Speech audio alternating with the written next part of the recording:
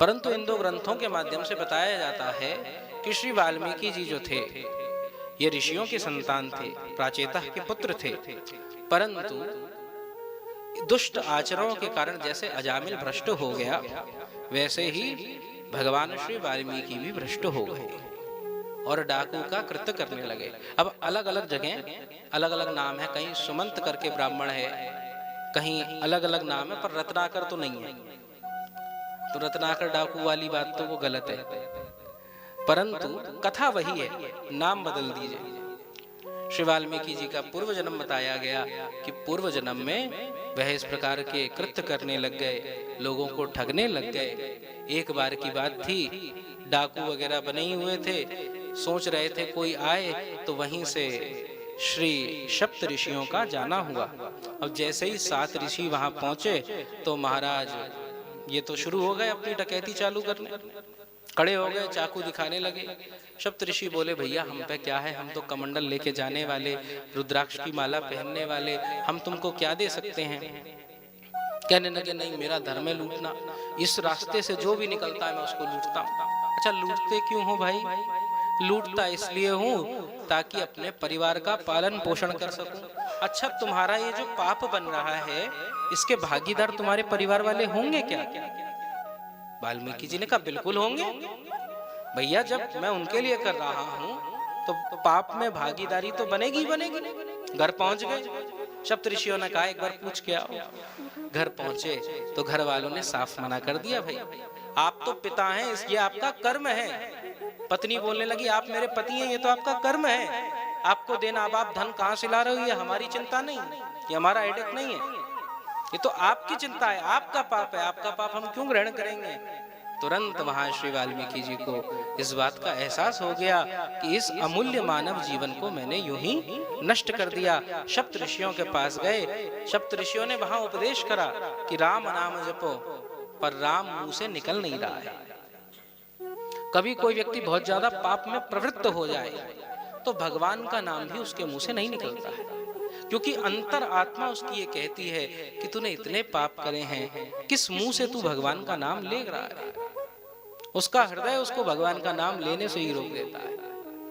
कभी कभार मन में ऐसा विचार आ जाता है, ये नाम ही तो, इससे क्या होगा। तो ऐसे करते करते इन विचारों द्वारा व्यक्ति नाम को नहीं ले पाता। ऐसी ही वाल्मीकि जी की स्थिति है।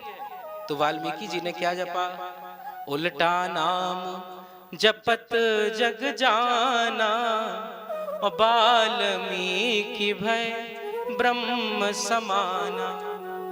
वही वाल्मीकि, क्योंकि वहां पर जब वो तपस्या करने लगे, मरा मरा जपने लगे, तो मरा मरा से वो राम राम धीरे धीरे होता गया और दीमक आदि ने उनके ऊपर ढेर बना लिया। मानो श्री वाल्मीकि जी का पुनर्जन्म हो गया और जैसे ही उसको तोड़कर निकले तो ब्रह्म ऋषि हो गए। ब्रह्म ऋषि श्री वाल्मीकि जी हो गए। क्यों हो पाए? क्योंकि अपने कपट का उन्होंने त्याग कर दिया, अपने पापों का उन्होंने त्याग कर दिया। निष्कामता हो। भागवत जी की 2 विषय वस्तु हैं। एक वस्तु तो ये निष्कपट हो, कपट लेके ना बैठे। दूसरा निष्काम हो, कोई कामना ना हो।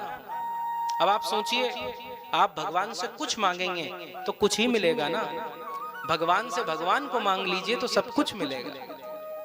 यही भाव बताते हैं। एक बार की बात थी, श्री रामचंद्र का राज्याभिषेक हो रहा था।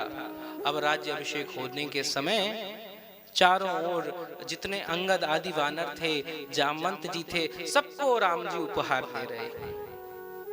माँ सीता को लगा सबको उपहार मिले, छोटे से छोटे वानर को भी भगवान ने अमूल्य रत्न दिए, अपनी कृपा दी, पर हनुमान को कुछ क्यों नहीं दे रहे, हनुमान जी को कुछ क्यों नहीं प्रदान कर रहे हैं। भगवती सीता ने जब पूछा तो श्री राम जी कहने लगे, प्रति उपकार करऊं का तो रहा। हनुमान जी का तो मैं ऋणी रह गया, क्योंकि उन्होंने तुम्हारा संदेश मुझ तक पहुंचाया। इतने उपकार हैं हनुमान के, उसने मेरे प्राणों को बचाया और आज तक उसने कुछ मांगा नहीं। इसीलिए राम जी को बोलना पड़ा, प्रति उपकार करऊं का तो रहा। क्या उपकार कर सकता हूं मैं, क्या हनुमान जी को वापस दे सकता हूं। सन्मुख होई न सकत मन मोरा, मैं तो हनुमान जी के सामने भी नहीं जा सकता। ऐसी स्थिति है।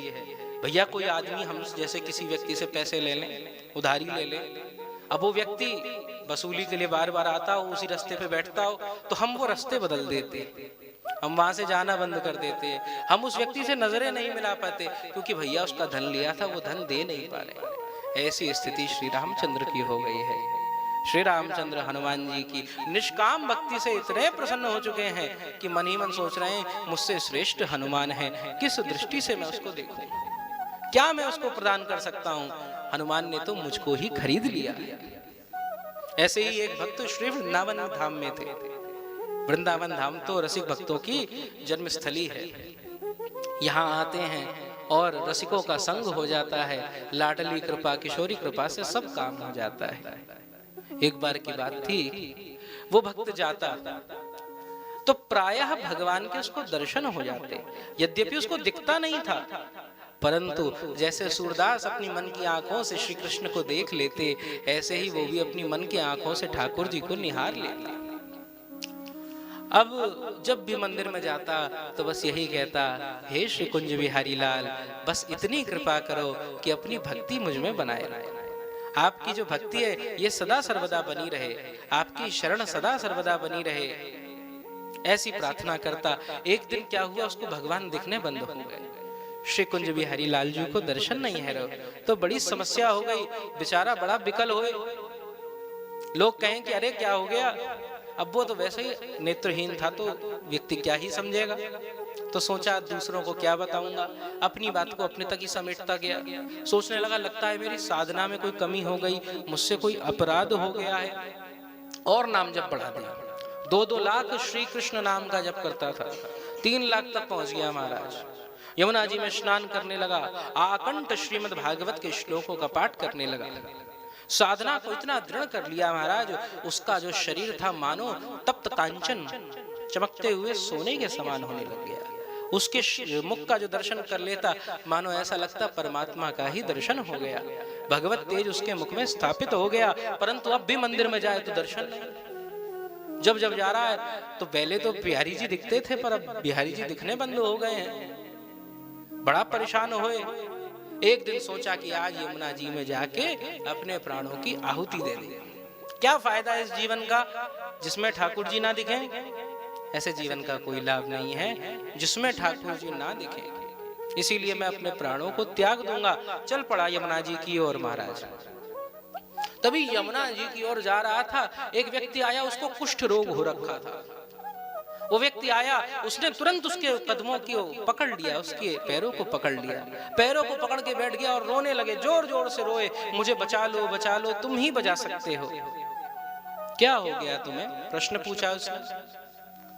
बोला कि तुम भगवान से प्रार्थना करो कि मेरा रोग सही हो जाए, तुम अगर प्रार्थना करोगे तो मेरा रोग सही हो सकता है।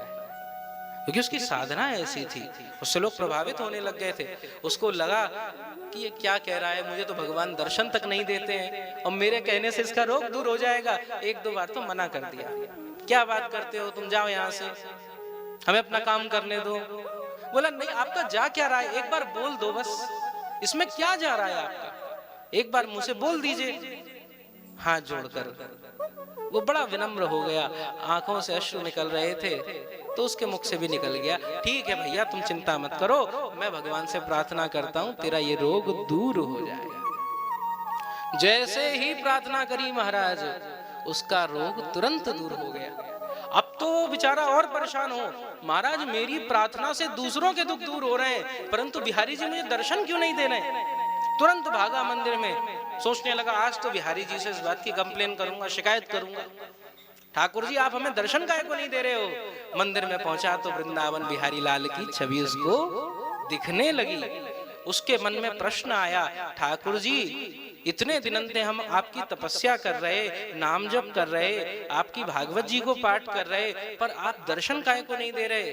ठाकुर जी बोले, प्यारे आपकी निष्काम भावना का मैं ऋणी हो चुका था, तूने आज तक मुझसे कुछ मांगा नहीं और मेरा इतना भजन कर रहा है, इतनी तपस्या कर रहा है, मैं किस मुख से तुझे अपना मुख दिखा सकता। इसीलिए मैं ही वो कुष्ठ रोगी बनकर आया था। जब तूने उसका दुख दूर करा, मेरे से कुछ मांगा, तो अब जाकर मैं तुझे दर्शन दे सकता हूं। ऐसी महिमा श्री बिहारी जी के निष्काम भक्तों की है, जो ठाकुर जी से कुछ नहीं मांगते हैं। क्योंकि अगर पैसा मांग लेंगे तो हो सकता है स्वास्थ्य खराब हो जाए, स्वास्थ्य मांग लें तो हो सकता है धन ना आए, अच्छा खुशहाल परिवार मांग सकते हैं तो हो सकता है किसी की मृत्यु भी हो जाए। तो मांगने के चक्कर में मत फंसिए, निष्काम भाव से हो जाए। जाहे विधि राखे राम, ताहे विधि रहिए, सीताराम सीताराम सीताराम कहिए। एक बार प्रेम से बोलिए श्री वृंदावन बिहारी लाल की।